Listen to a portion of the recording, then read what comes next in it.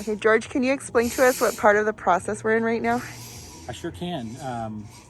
Right now, what we're doing is we're doing the steel, basically the skeleton of the pool. This is what holds everything together.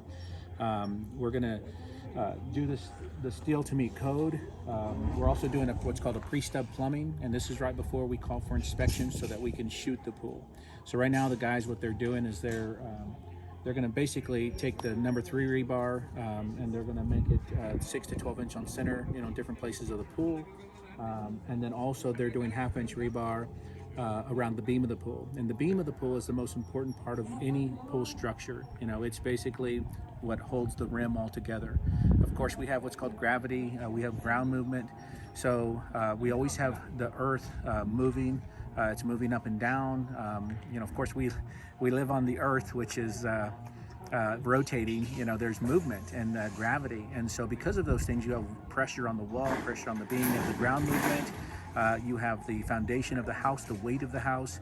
So you got all this movement. Although you don't see it, you'll end up seeing stress cracks and stuff like that. So we have to make sure that we enhance the appropriate steel structures in the appropriate places for a swimming pool, so that it's built to last. And it's one thing to design those things, it's another thing to make sure that it's happening. So we have a saying in our company, it's called inspect what you expect.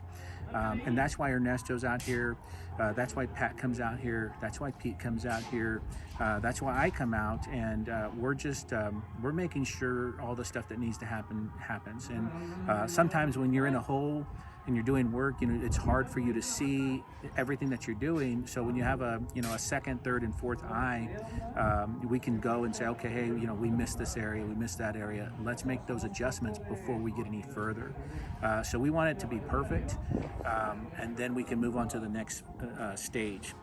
This is a very interesting project. A lot of times people don't realize, but we have a lot of retaining walls, in the mountains. Some of these retaining walls have 11-foot drops. Some of them have 5-foot drops. But the rule is to really, for every foot of drop, you should be a foot away. What happens, of course, is a lot of companies will put the pool, 5 feet off the house, or 5 feet off the wall, sorry, and really they should be further away. Again, gravity comes into play, moisture content, ground pressure, things start to settle just like a house foundation. If the house is right up against a retaining wall and it's backfill, it's going to have more cracks and stresses on there. At that point, most engineers, most contractors, would consider doing piers or something to support that. Sometimes you don't have enough space, but you still need to consider enhancing the structure. And so piers is a good way to support that when you have a lot full of backfill, or keep the pool away from the retaining wall. And that's really what we've done here, is we've pushed it, and just because you can doesn't mean you should, and so that's what we're doing. And we want to do smart things. We don't want to, we also do renovations. So we'll go to people's homes that have the pool 5 feet off the retaining wall, that's 20-foot drop, and the spa broken off the pool. The pool's cracked in half. We actually have to rip out the pool and put a whole new pool in, but we're taking it and moving it closer to the house. Most of the time companies are like, whatever you want to do, we'll do it. We're not that type of company. We're like, hey, that's not a good idea. You really need to do this. And they're like, well, I don't care.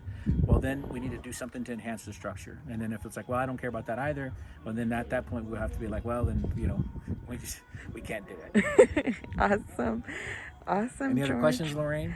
I think that's it for now. I'll just check back in with you, through the week and also next week, and we'll watch it all come together. Cool. Awesome. Thank you.